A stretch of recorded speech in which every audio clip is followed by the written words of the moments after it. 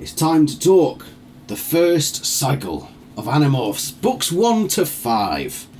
The introduction to the Animorphs series. There's no extra books, like no Megamorphs, no Chronicles. It's just quite simply the first 5 books of the series. What are the first 5 books about? This video is going to be a general short review for the first cycle, and I'm going to do this after every 5 books, with the inclusions of like the Megamorphs or the Chronicles books that fall in within those books. So, the first cycle. It's all about each of these kids, the first 5 kids, not including Axe at this point, coming to terms with their new lives. Their new lives being that everybody around them might be a controller. One of these Yeerks. The first 2 books talk very much about how the Yeerks, it's basically just introduces the Yeerks and how they operate, but also show that family members can also be Yeerks, and book 5 does that as well. Each character is given a specific purpose, because each one of them at some point has the thought of, why am I doing this? Why am I, as person A, B or C, taking on this responsibility? And each book comes somewhere close to answering that question. Some more so than others.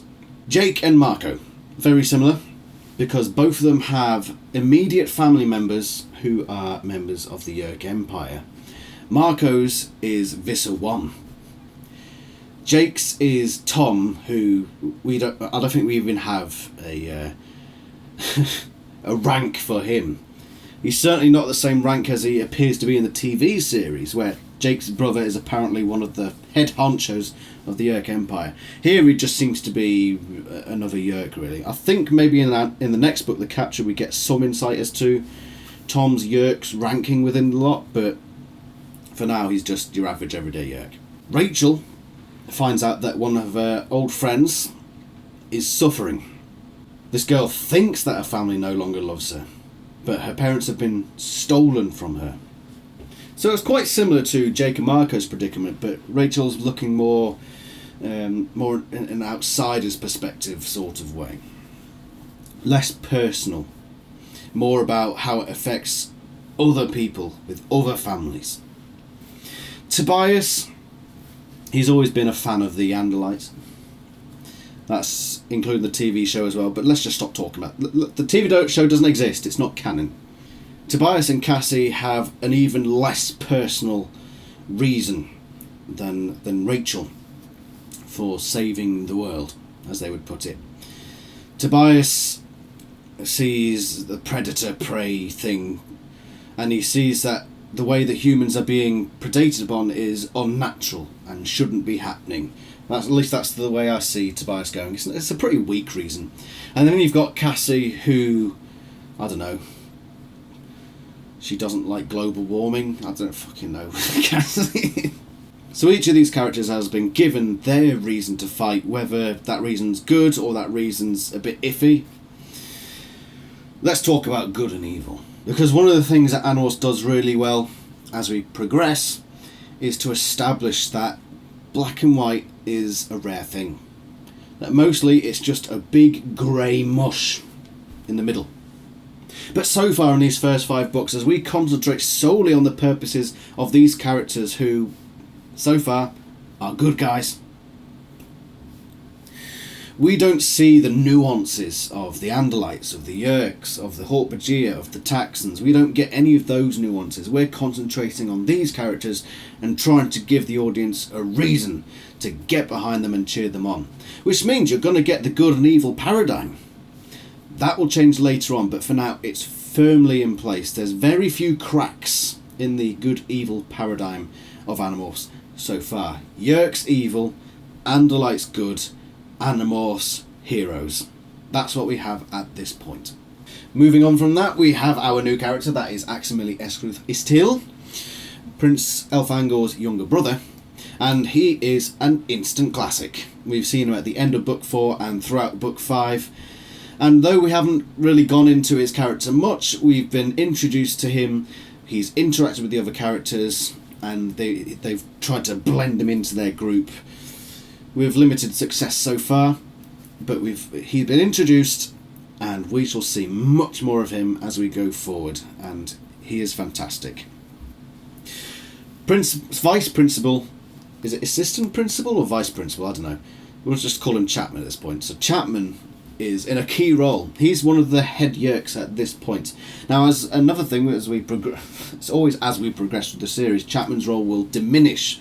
That's because at the moment we are very small scale with the Animorphs. Not very. I mean, we've been into freaking space. That's a big scale. But in terms of relative to the rest of the series, we are still operating on quite a small scale. They've been to Chapman's house twice, for example. They've been to the beach. They've been out in the ocean, neighbouring California.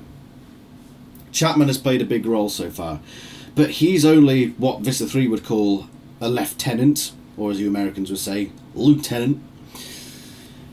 And he's a pretty low-ranking yerk, and he's going to go further into the background as the Animorphs pursue bigger goals in the fight against the Yerk Empire. But he's played his part, and this is where he shines brightest. And of course, I still see him as Bryan Cranston in my head, because that's canon for me now. Bryan Cranston playing Hendrik Chapman.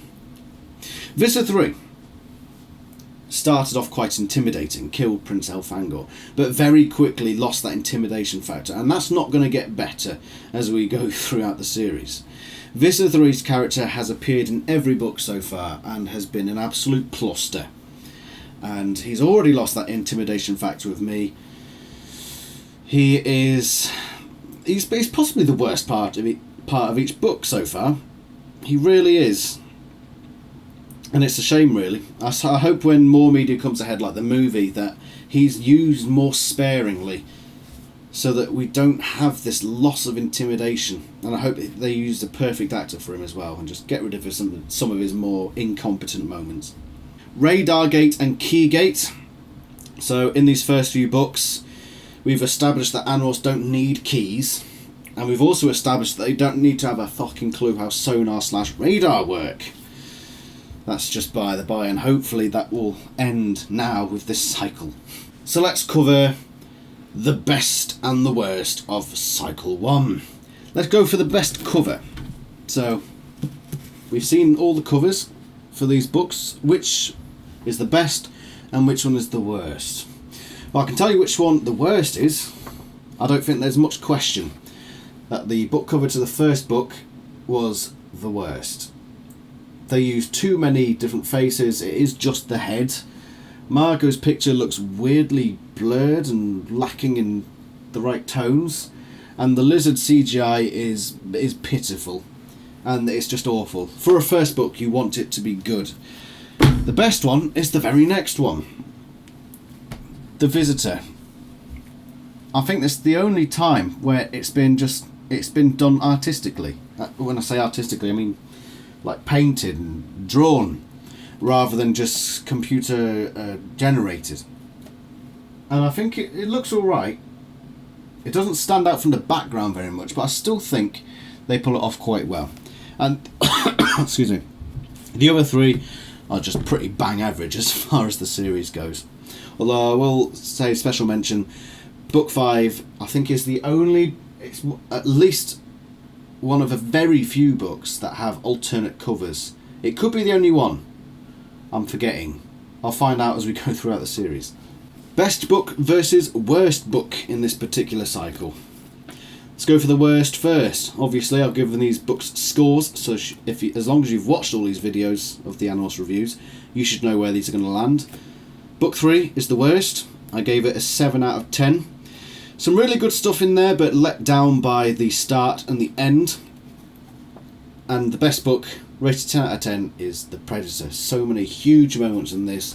Not a single moment where I got bored, and it's no wonder when I was a child I read it all in one sitting and felt incredibly proud of myself.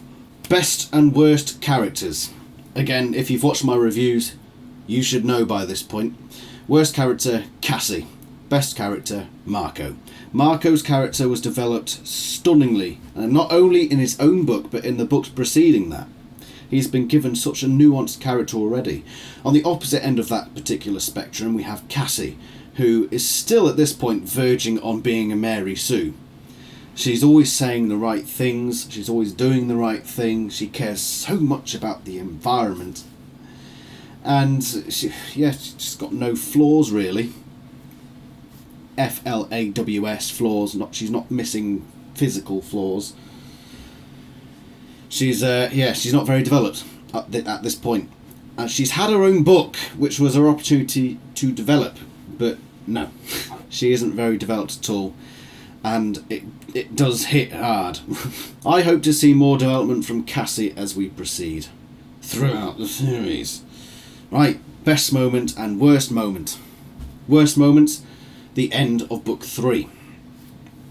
Because the end of book 3 chucked aside all the deep and meaningful stuff that was in the middle of book 3, and we ended with one of the silliest storylines we've read to this point. If you want to know more about why I think that, go watch the book 3 review. I will just TLDR it. It was patently ridiculous. The thread of actions and consequences that happened to finish that book off, it was just a bit too silly, and I didn't like it. Best moment, this might surprise a few of you, but I think this moment is overshadowed by other moments in the book.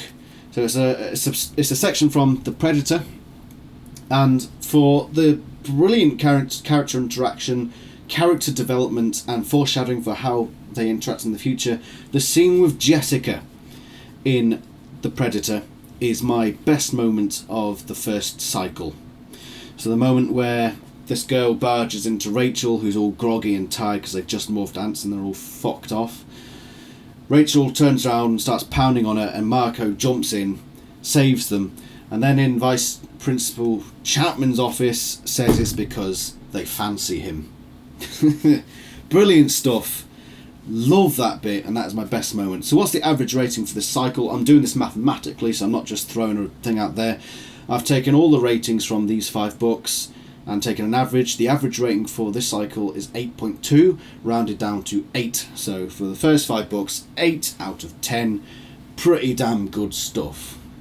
So the next book I'll be doing is The Capture, and the next time I do one of these cycle reviews will be after book 10, funnily enough. But there'll also be a Megamorphs book in there, which will be the first Megamorph. So there'll be 6 books in that little motley crew. And thank you very much for watching. I hope to see you for the next video. Ta-ra and all that. Bye.